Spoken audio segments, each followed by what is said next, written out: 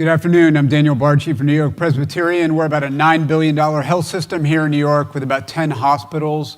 Before this, I was in the telecom industry, and before that, I started my career as a naval officer. I will tell you that healthcare is by far the most complex industry I have ever been in, more than telecom, more than the military, because people's lives are at stake, and it is really important. I like to say it's not rocket science, but it is brain surgery. So we really need to focus on making sure that things are working for us. I'll tell you this too, what I found in every industry that I've been in is it's about people. And when we think about technology, it's not about technology better than our clinicians, but it's our clinicians plus technology is better than our clinicians on their own. People, process, and technology is what I tell my team all the time. And it's even present in things like telemedicine, which we like to think are kind of cutting edge.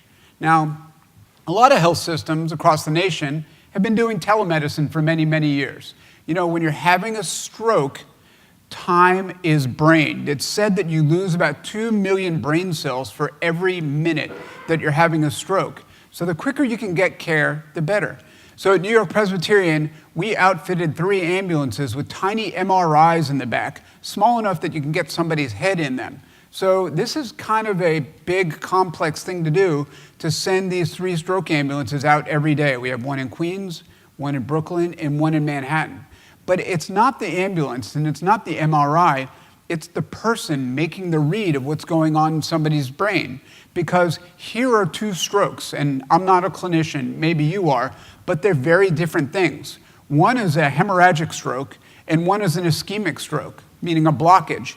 And if you've got a blockage, if you give them the drug in the middle called TPA, it's a clot buster. It'll blow through the clot, blood flows, everything's great, patient's better off.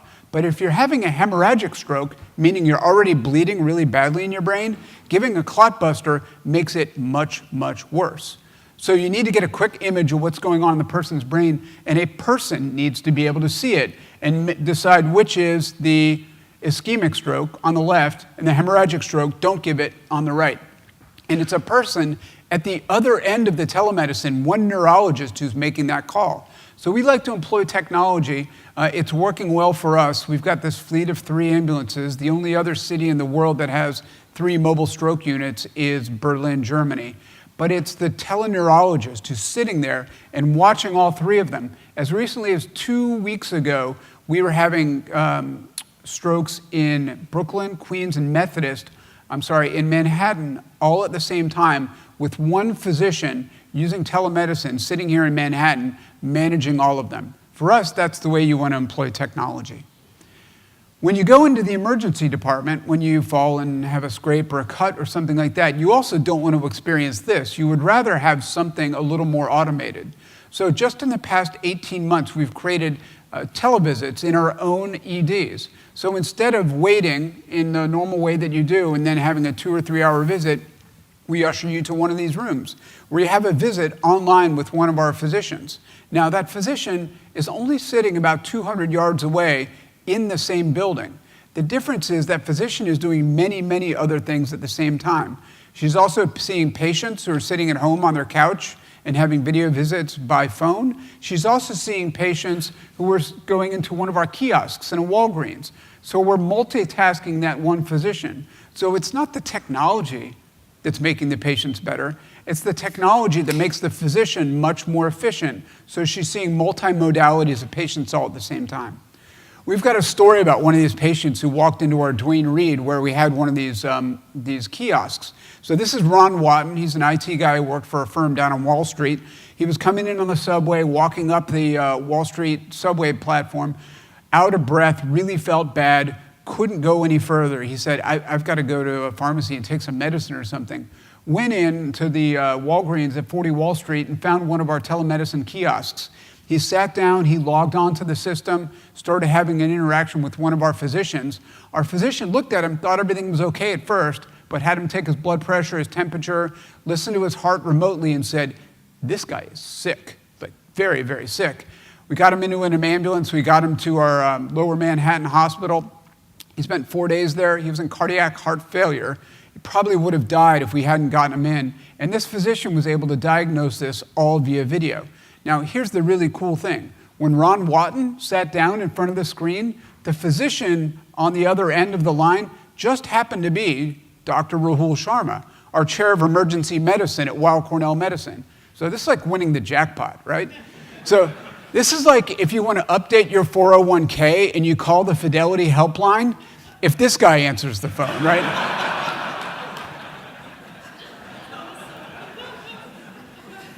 So I'm into technology, but it doesn't always work that well.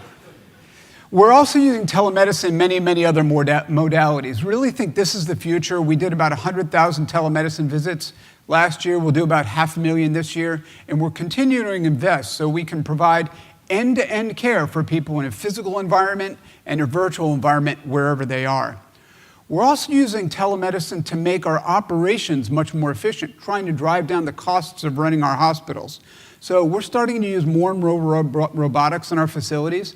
Probably many of you work in buildings where you're running floor cleaning robots like this. So we had our environmental services team trained on how to use and program these autonomous floor cleaning robots. You walk into one of our large hospitals, these things are just running up and down, cleaning floors on their own.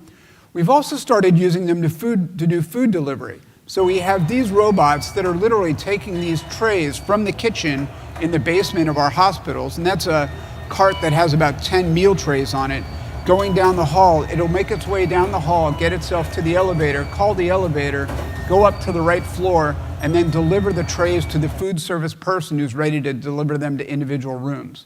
The hardest part about all of this is not programming the robot or getting the trays in there.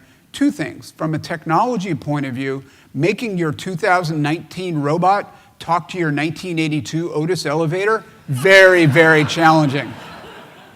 But we got it fixed. It works really well. But you know, it's people, it's process, and technology.